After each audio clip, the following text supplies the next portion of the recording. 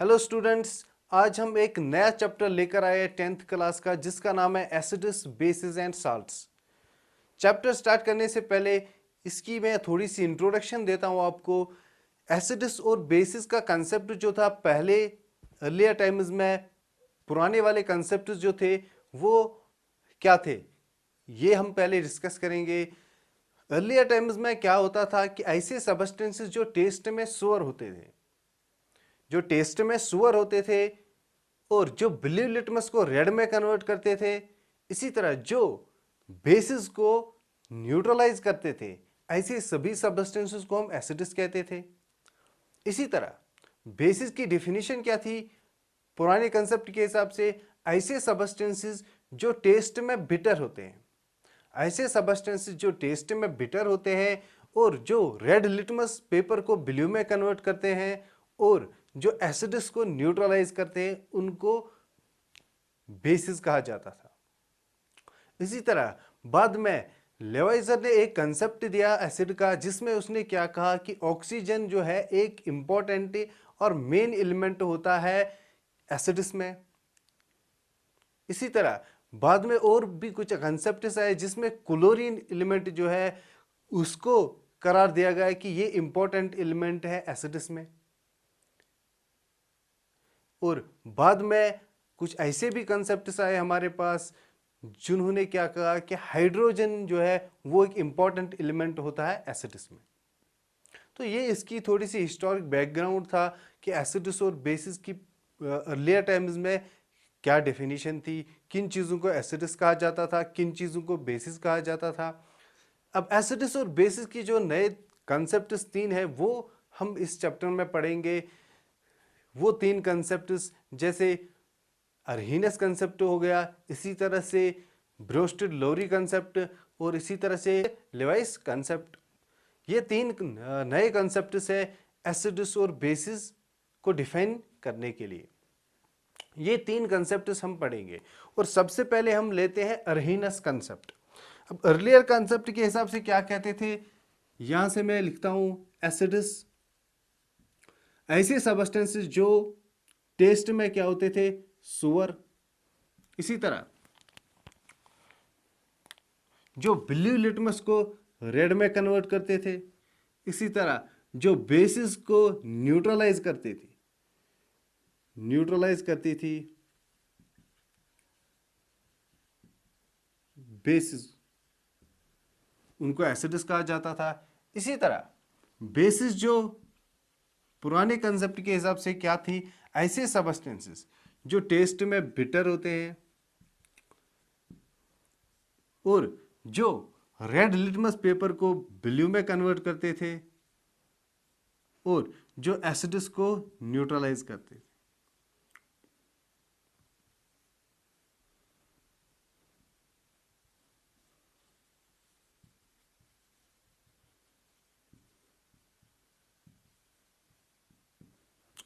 ये पुराना कंसेप्ट है एसिड्स और बेसिस डिफाइन करने की। एसिड्स और बेसिस के नए कंसेप्ट जो है वो क्या है, वो है अरहीनस कंसेप्ट,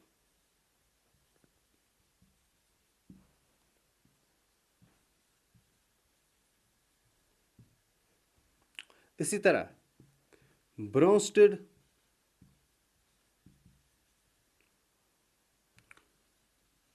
लोरी कंसेप्ट और इसी तरह से लेविस कंसेप्ट।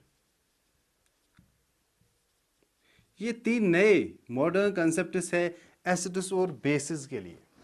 अब इन तीनों को हम एक एक करके पढ़ते हैं कि कौन सा कंसेप्ट क्या कहता है। और सबसे पहले अरहीनस कंसेप्ट हम लेते हैं।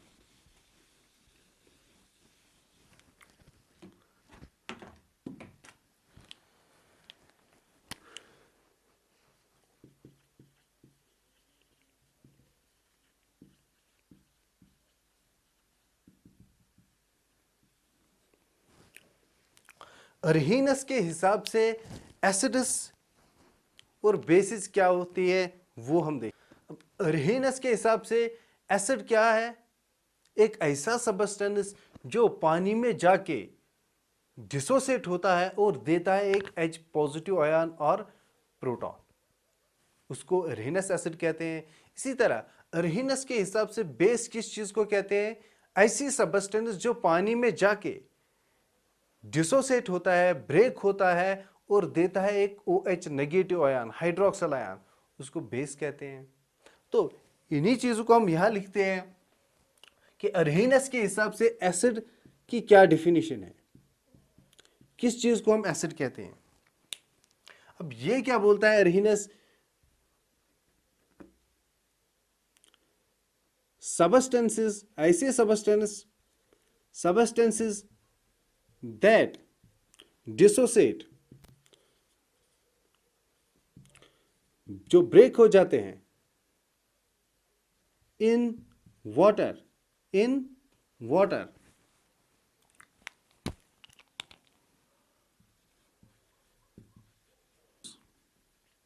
and produce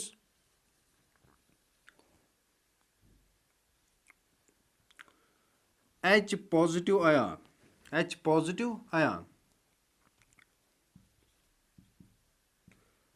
or proton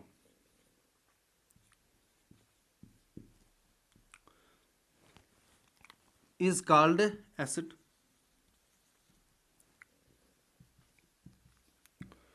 तो ये अरहीनस का कंसेप्ट था। कोई भी ऐसा सब्सटेंस जो पानी में जाके डिसोसिएट होता है, ब्रेक होता है और देता है एक प्रोटॉन H पॉजिटिव आयन, तो उसे हम कहते हैं एसिड। जैसे हम एग्जांपल लेते हैं, मान लो मेरे पास है ये एक सब्सटेंस HCl। ये HCl को जब हम वाटर में डालते हैं तो यहां पर क्या हमें मिलता है कि HCl वाटर में जाने के बाद डिसोसिएट होता है। ये HCl जब पानी में डाला जाता है तो ये डिसोसिएट होता है, ब्रेक होता है, और ब्रेक होने के बाद ये क्या देता है?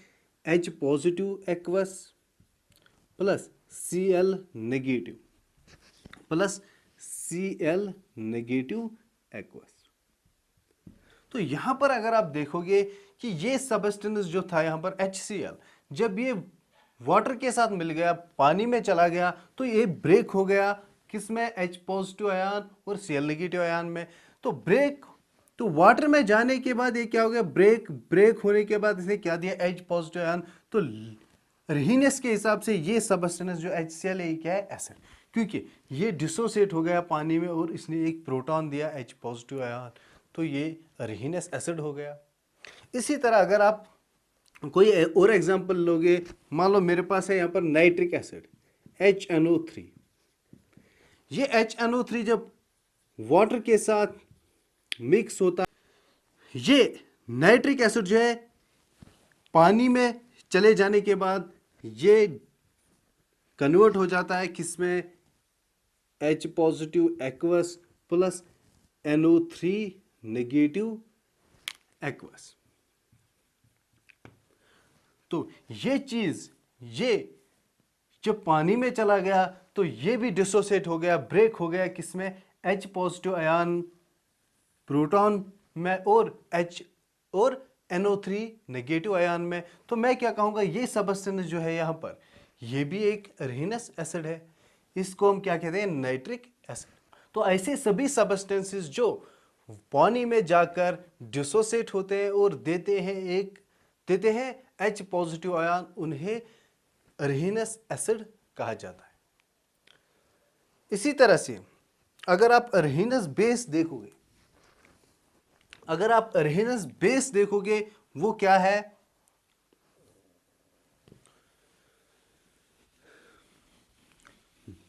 बेस की क्या डेफिनेशन दी थी अरहीनस ने, वो हम देखेंगे।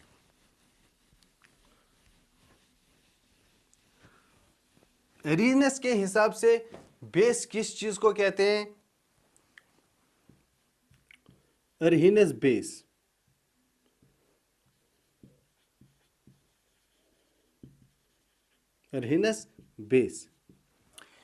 ऐसे सबस्टेंसेस, दो substances which dissociate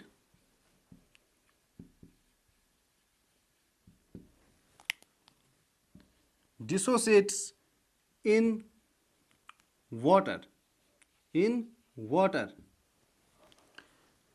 and produce और देते हैं हाइड्रोक्सल आयन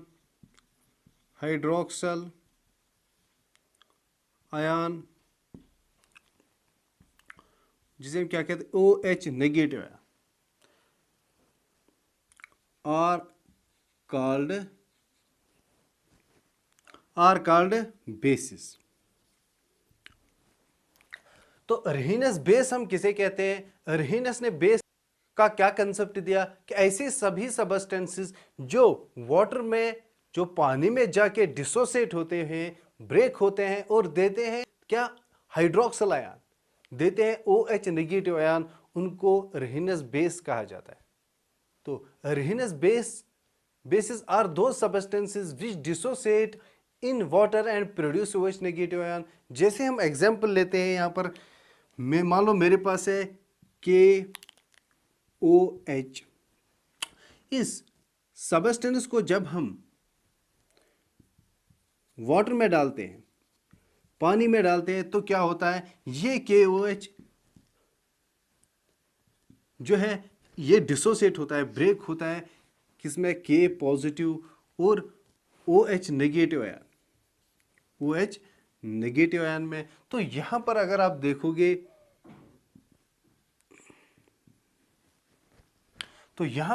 देखोगे ये चीज जो है KOH, ये पानी में जाके डिसोसिएट हो गया और डिसोसिएट होने के बाद इसने क्या दिया? OH negative ion, hydroxyl ion. तो अर्हीनस के हिसाब से ये क्या हो गई? बेस। क्योंकि अर्हीनस ने कहा था कि ऐसे सबस्टेंसेस जो वाटर में ब्रेक होते हैं, डिसोसिएट होते हैं और OH नेगेटिव देते हैं, उन्हें बेस कहा जाता है। तो ये अर्हीनस के हिसाब से बेस है। तो मैं KOH जो है पोटेशियम हाइड्रोक्साइड को क्या कहूँगा? अर्हीनस बेस। इसी तरह दूसरी एग्जांपल लेते हैं हम Na सोडियम हाइड्रोक्साइड NaOH। ये चीज़ जब हम वाटर में डालते हैं, पानी में डालते हैं, तो यहाँ क्या होता है? ये डिसोसिएट हो जाता है, ब्रेक हो जाता है Na पॉजिटिव एक्वस और OH नेगेटिव एक्वस में। तो यहां पर भी अगर आप देखोगे ये NaOH जब पानी के साथ मिल गया तो ये डिसोसिएट हो गया और डिसोसिएट होने के बाद इसने क्या दिया? Na पॉजिटिव और OH नेगेटिव हाइड्रोक्सल आयन। तो ये चीज भी पानी में डिसोसिएट हो गई, वाटर में डिसोसिएट हो गई और क्या दिया इसने? सोडियम कैटायन और OH नेगेटिव हाइड्रोक्सल आयन। तो ये चीज भी क्या कहलाएगी? बेस, क्योंकि ये भी डिसोसिएट होने के बाद OH नेगेटिव आयन देती है। तो ये सोडियम हाइड्रोक्साइड भी क्या हो गई? अर्हीनस बेस। तो मैं क्या कहूँगा कि ऐसे सभी सबस्टेंसेस जो डिसोसिएट होते हैं वाटर में और देते हैं हाइड्रोक्सल आयन्स, उनको अर्हीनस बेसिस कहा जाता है। ठीक है, तो ये था अर्हीनस का कंसेप्ट एसिड्स और बेसिस का। अब ये कंसेप्ट तो एसिड्स और बेसिस को डिफाइन तो करती है, लेकिन इसके कुछ ड्रॉबैक्स है। मान लो मेरे पास अगर कैल्शियम ऑक्साइड है, तो अगर मैं कैल्शियम ऑक्साइड को पानी में डालता हूं तो वहां से तो कोई हाइड्रोक्सल आयन नहीं निकलेगा। कैल्शियम ऑक्साइड में कोई भी OH नेगेटिव आयन नहीं है, या वो वाटर में डिसोसिएट होकर OH नेगेटिव आयन नहीं देगा। तो अर्हीनस के हिसाब से कैल्शियम ऑक्साइड तो फिर बेस नहीं होगी, लेकिन कैल्शियम ऑक्साइड तो बेस है। तो ये एक ड्रॉबैक है इसका कि ऐसे भी हमारे पास सबस्टेंसेस है जो वाटर में डिसोसिएट होकर OH नेगेटिव हाइड्रोक्सल आयन नहीं देते हैं, लेकिन फिर भी वो बेसिस हैं। इसी तरह अगर आप देखोगे ये क्या कहता है कि ऐसे सबस्टेंसेस जो पानी में जाके डिसोसिएट होते हैं, तो यहां पर ये चीज जो है वाटर, यहां पर अगर आप देखोगे ये खाली एक्वस सॉल्यूशंस के लिए अप्लाई होगा ये कंसेप्ट, क्योंकि ये बोल रहा है कि सबस्टेंस जब वाटर में चला जाएगा तो वहां से एक्वस सॉल्यूशन बन जाएगा। लेकिन अगर सबस्टेंस जो है वाटर में न चला जाए, मतलब अगर एक्वस सॉल्यूशन न हो, तो ये कंसेप्ट हम अप्लाई नहीं कर सकते। तो ये यहां पर इस चीज पर स्ट्रेस दे रहा है, वाटर में होना चाहिए सबस्टेंस, तभी ये कंसेप्ट अप्लाई होगा। तो ये भी इसका ड्रॉबैक है कि ये लिमिट कर रहा है, रेस्ट्रिक्ट कर रहा है सब्सटेंस को एक्वस सॉल्यूशन तक। तो ये इसके कुछ ड्रॉबैक्स हैं अरहीनेस की। तो आपने यहाँ पर देखा अरहीनेस ने क्या कहा, एसिड्स क्या होते हैं, बेसिस क्या होते हैं और इसके क्या ड्रॉबैक्स है अरहीनेस के कंसेप्ट के, वो हमने देखा है। तो नेक्स्ट लेक्चर में हम पढ़ेंगे ब्रोंस्टेड लवरी कंसेप्ट क्या होता है, उसके हिसाब से एसिड्स किसको कहते हैं, बेसिस किनको कहते हैं, ठीक है। ये नेक्स्ट लेक्चर में हम पढ़ेंगे।